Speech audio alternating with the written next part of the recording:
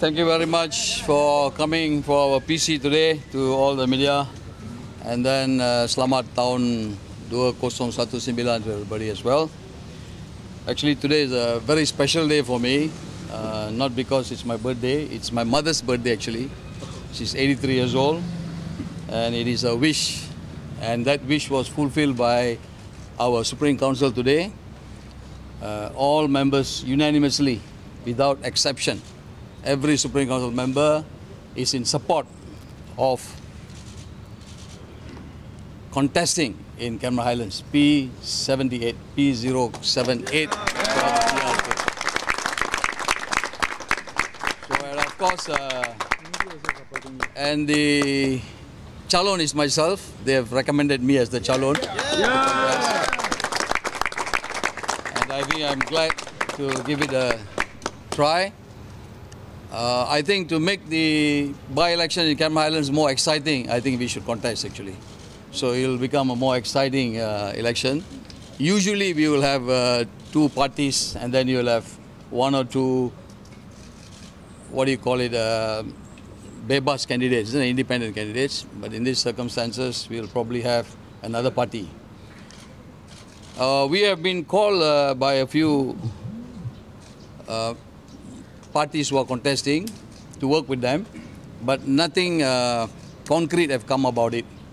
So in the meantime, we didn't want to delay this question being asked for the last week or so as to our decision. So therefore, this is our decision. We have gone through some hard times. The reason being coming out of Barisan Nasional. Just for the sake of here in the same place, I was supposed to announce we supposed to come out of BN, but I was pressured and threatened not to. And subsequently, of course, I faced a lot of problems. Problems are not over yet, but I'm willing to face it. And we have gained strength, more strength than ever before. You can see our team here, very united, very strong. As a family, we have decided to go very strongly in Cameron Highlands and then work together to see the support of the Cameron people. We have worked there close to 4 years, worked very hard without any expectation. As for me, I've been always a very sincere politician. I've never expected anything all these years in politics. I work, if there's seat, I take. If there's no seat, I always say okay. But only that the last PRU 13, I had to make a decision. I said it early. If last minute the seat is not going to be given and we played out again one more time, we cannot wait another 5 years for the same rhetoric, traditional seat, and then we don't get any seat. So we had to leave. Of course, we paid a price for that. And now we are enjoying the freedom to decide for ourselves. For the first time, PPP in 48 years, after joining BN in 1974, can make its own decision. Don't have to wait for another big brother to make a decision for us. So we make our own decision, and this freedom, which I think not only freedom to speak, freedom to express, freedom to decide on what you want to do, has given us more strength. And I think the country is seeing BN and PH on one hand, and I think it is time the country also listen and see PPP as well as another force, another third force coming into the fray of politics. We may be not so significant now, but I think there is an opportunity for this party to grow and to be the party of the future, as we are a multiracial party. Thank you very much. Thank you for being here.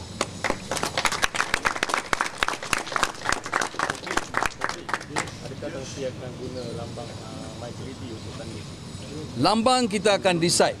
Kita akan decide mana satu lambang kita akan pakai. Sebab banyak sebab lah. Kita akan decide pada hari penamaan calon 12 Januari. Yakin mampu menang atau tidak? Keadaan dan apa kita baca di bawah, ground reading, kita ada peluang 50-50. There's no clear chance of winning, tetapi kita ada peluang lah, 50-50 chance. nampak keadaan parti-parti lain, I think we are an independent force kan, macam third force. So there is a possibility. Tapi we will be the underdog. We have a slimmer chance compared to the other candidates. MIC will be fielding likely Dr. Kayveas. He's your former friend. When you're going in like this, is it vengeance for a friend who has jumped in? You see, MIC have got no candidate. The previous candidate, Sivaraja, also is a former PPP member. If they put T. Murugaya, he is also a former PPP member. So, by my announcement now, believe me, MIC will not be the candidate. My calculation, my analysis politically, I think mathematically it will be wrong for an MIC candidate after knowing that I'm also a candidate. How many percentage do you think you can get out of the Cameron Highlands voters? How many percentage? I think the last election, the election, 80% turnout, I think. Out of 30, 31, 32,000 voters, we had about 24,000 voters. I stand to be corrected. I didn't follow after that. Since I was not contesting, I didn't follow it. But I guess there will be at least 50 to 55% only turnout this time around. So you're looking at about 15 to 16,000 voters coming out. So anyone who can reach about 6,000, 7,000 votes could be the winner. So we are looking at least 3,000 votes for us.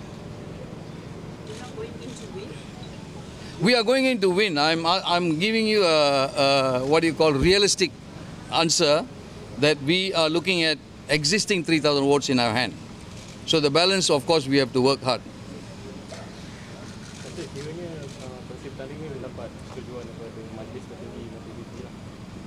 Baru kita bermesyuarat 2:30 tadi. We started the meeting at 2:30. We finished our meeting. Dan Majlis Tertinggi setuju. Sebulat suara setuju.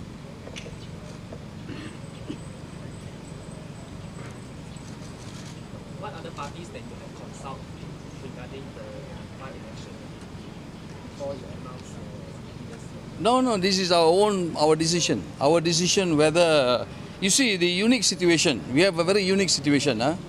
We have 222 parliament seats. But only Cameron Highlands become vacant for a by-election. A seat which we work for, a seat which we have been asking to contest. And it is a chance given to us. So we've decided that why should we lepas peluang ini? Why should we leave this chance? Why can't we take this chance? So that is the decision, very clearly by party members. So you said that some other parties have come to you to go together. Who are they? Some people calling on behalf of parties, so it's not fair for me to... can we pass that question? I don't want to, before even I start, I'm capable of being very controversial. Please don't drag me into anything.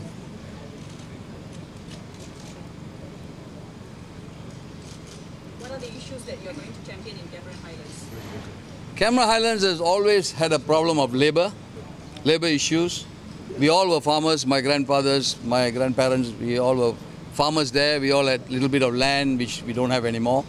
But the reason is because we grew up and then we left, our children left, so we don't work in the farm. So we use foreign workers. And that has always been an issue, how to get foreign workers to work in the farms. That's the issue. Land title has always been an issue. Throughout the period Barisan have been there, the land title or TOL, temporarily occupied license for the land, has always been an issue. Clearance of hills, not taking care of the environment, issues of environment is also there. Traffic is a very major issue there, traffic flow. Some roads have been made one way, which made some people upset. And then during holidays, during weekends, you find that Cameron Highlands is so jammed that you cannot move. A 3-4 kilometer journey takes about something like 2 hours, ridiculously very congested jam. And these are the situations, we have in Cameron Highlands facing the people. Of course, housing, because of the situation there. Housing for middle income people is still a big problem there. So these are the basic issues we have to fight for. We've been talking about issues in Cameron Island for years and years, but no serious attempt has been taken to really resolve it. It is not easy. The situation has become worse now. The state government is different and the federal government is different. So I think we will be the right choice to be neutral there, who can possibly work with both the government to help the people.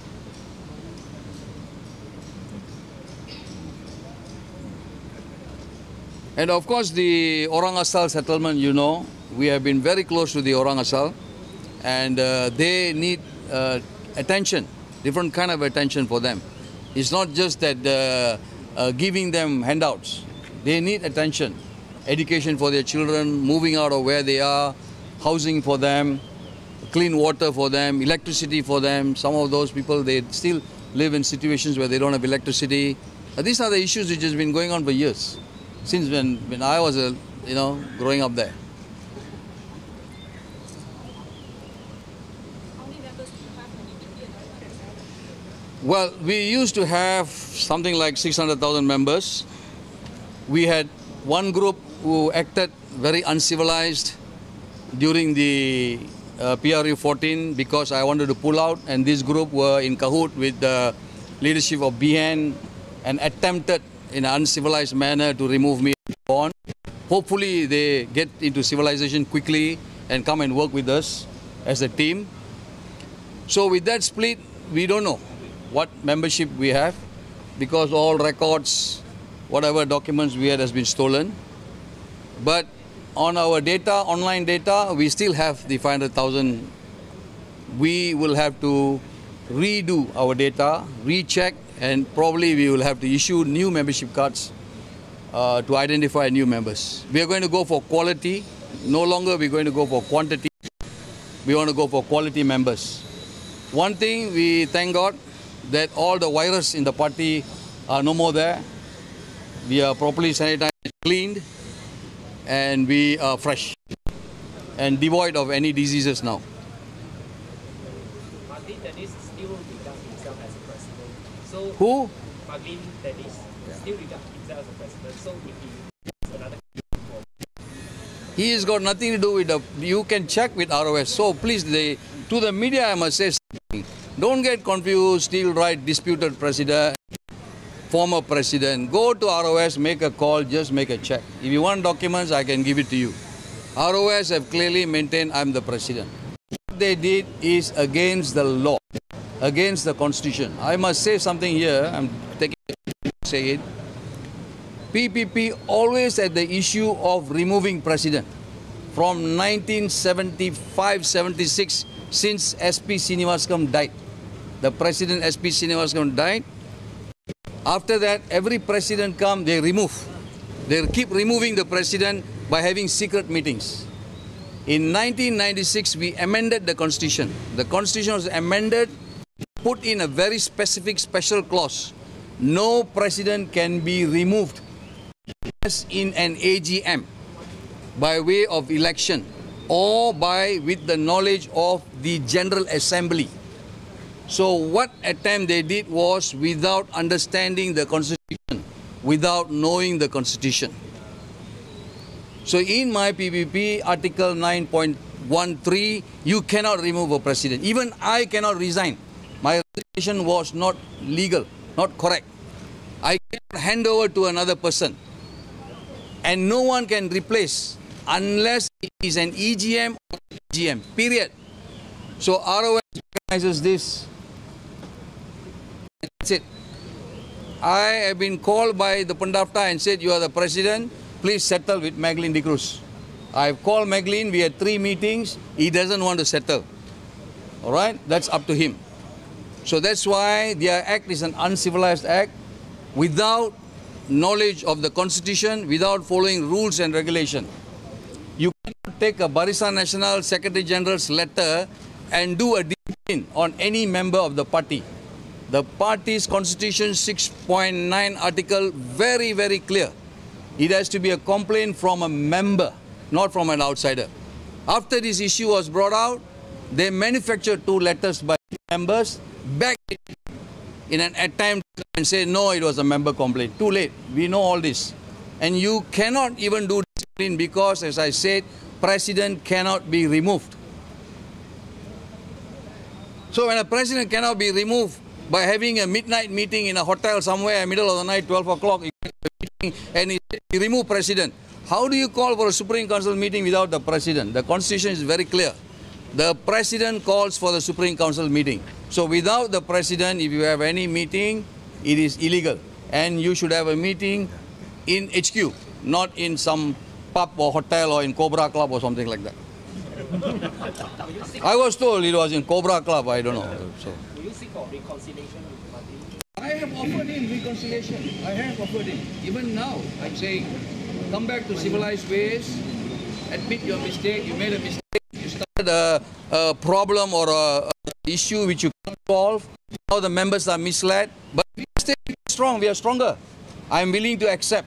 I'm willing to accept them. Otherwise, all the members who listen to Magdalene de Cruz have been misled. I'm very sorry for them. They have nowhere to go, but I still can give them a home if they want to come back. So we are going to contest in Cameron Highlands. I know this uncivilized behavior, 1 or 2 of them, I saw them tweeting and writing. They will write. It's okay. They are just going to give me more publicity. That's all. Thank you very much for that. So do you have have enough funds?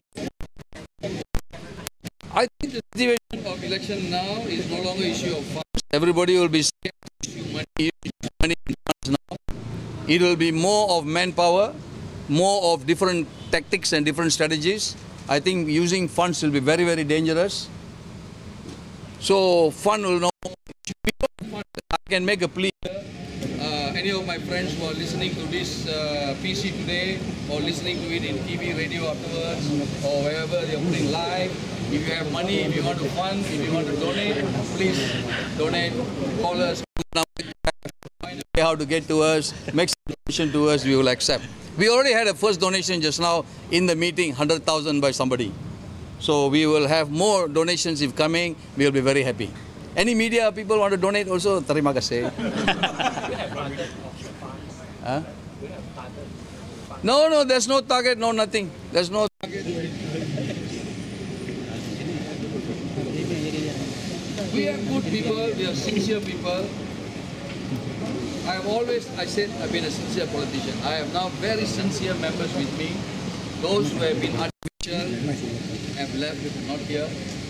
So we will work very strongly and very legitimately untuk cari satu kemenangan di Cameron Highlands.